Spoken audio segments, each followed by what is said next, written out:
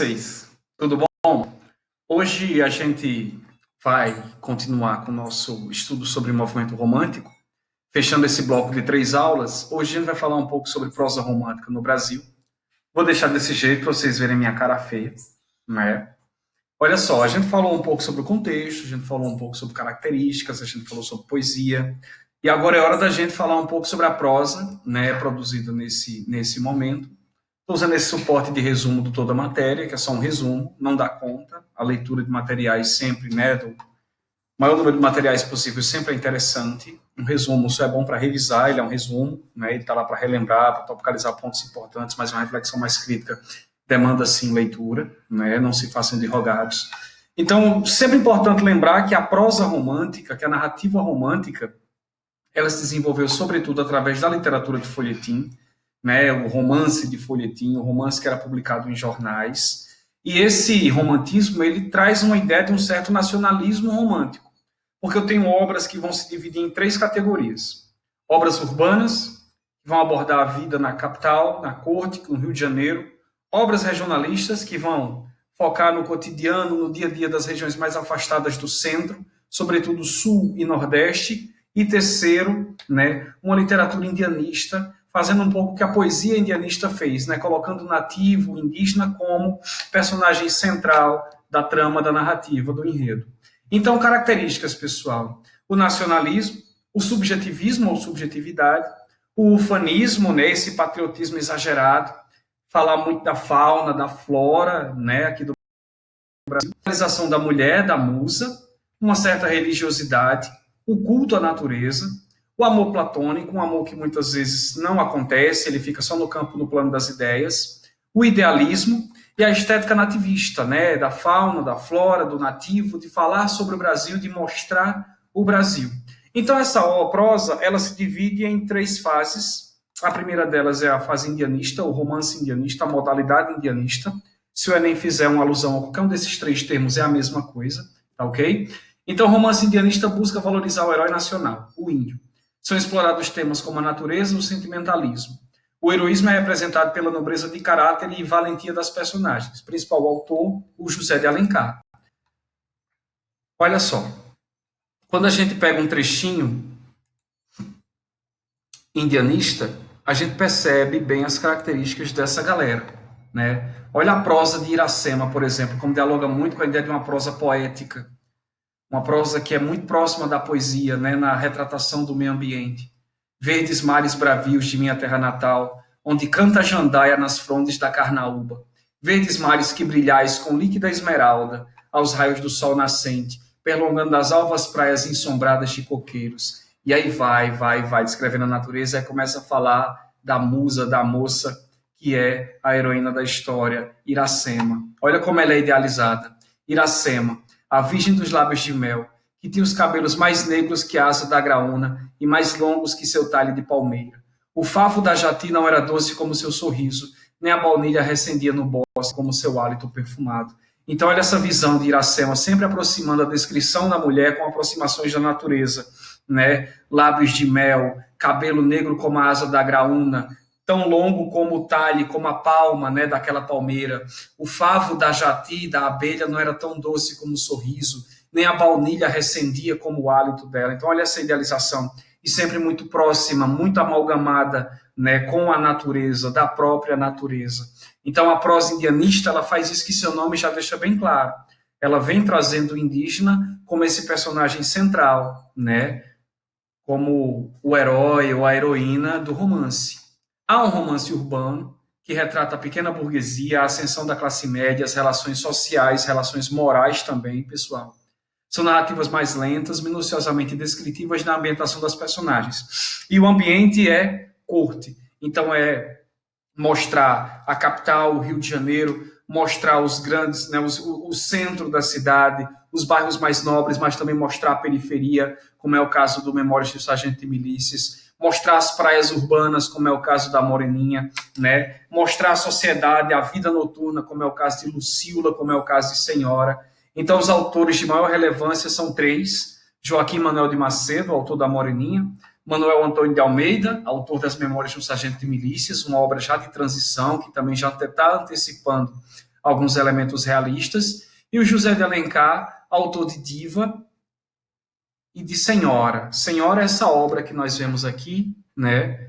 Todos vão estar em anexo ao vídeo, né? Mais uma vez. Então é uma descrição mais da sofisticação, da burguesia, da corte, né? Até a própria linguagem muda mais, é um pouco diferente. Olha só. Há anos raiou no céu fluminense uma nova estrela. Desde o momento de sua ascensão, ninguém lhe disputou o cetro. Foi proclamada a rainha dos salões, né? Salões onde rolavam os bailes, os saraus. Tornou-se a deusa dos bailes, a musa dos poetas e ídolo dos noivos em disponibilidade. Era rica e formosa. Olha a descrição da heroína, né? Vai aos poucos trazendo essa ideia de uma mulher sedutora, de uma mulher rica, formosa, né?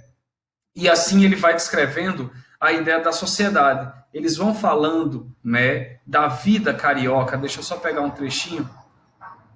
Na página 3. Seriam 9 horas do dia. Um sol ardente de março esbate-se nas venezianas que vestem as sacadas de uma sala nas Laranjeiras, né, no bairro das Laranjeiras do Rio de Janeiro. E aí vai falando dela acordando, a cidade vai acordando também, né? Os assuntos são os assuntos dos bailes, é o assunto da moda, da culinária do momento, os romances da moda naquele momento, as cores, os vestidos, os estilistas, os artistas, o tocar piano, o dinheiro a juro, a vida burguesa, ela pulsa na literatura urbana do nosso romantismo, né? E fechando, há uma literatura de inspiração regionalista, pessoal. A prosa romântica regionalista no Brasil representa o povo, diferente dos nobres da corte. Demonstra um ambiente rural em oposição às cidades. Representa o sertanejo, as paisagens e os costumes do sertão, né? O homem do campo, o caboclo, o sertanejo, o gaúcho no sul também vão, né, figurar, vão aparecer nessas narrativas regionalistas do nosso romantismo.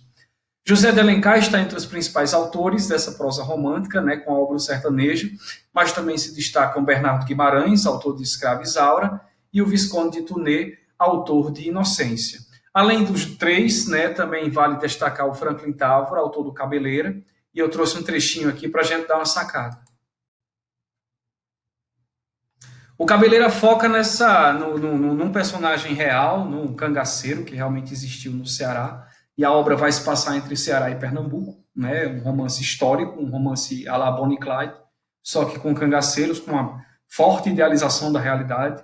E a descrição é uma descrição bem da paisagem local, da cultura, do clima, do falar, do vestir, né? Mas sempre tudo ainda muito raso, pessoal. É muito estereotipado até. A gente não vai ter uma representação crítica do Nordeste de seus problemas reais, né? O Nordeste está aparecendo nesse primeiro momento pelo peculiar, pelo pitoresco, por ser uma passagem, uma paragem exótica, né? Então ele vai pegar mais pela dinâmica do exótico, não tem uma criticidade tão forte ainda nesse momento.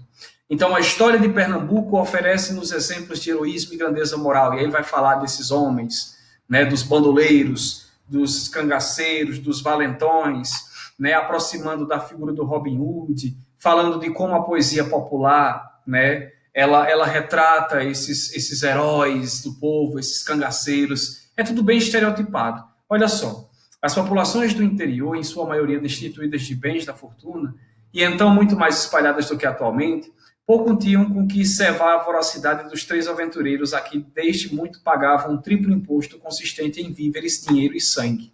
O assalto foi resolvido em secreto, conciliábulo dentro das matas de Paudalho, onde mais uma vez se haviam reunido para concertos idênticos. Então são os três bandoleiros do grupo, do bando, falando das ações, e aí a gente vê a particularidade do lugar onde se encontram, no meio da mata de Paudalho, e aí ele fala das populações interioranas, né? E é um detalhe interessante que está subentendido nesse trecho, mas é aquele primeiro momento do cangaço, aquele cangaço que o Frederico Pernambucano de Melo chama de cangaço endêmico.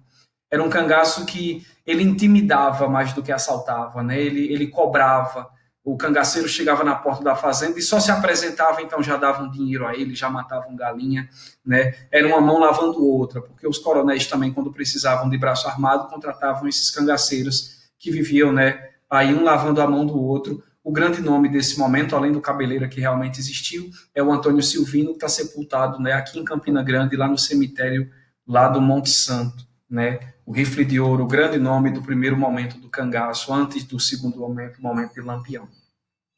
Então, essas são as três modalidades literárias da nossa prosa: indianista, urbana, regionalista.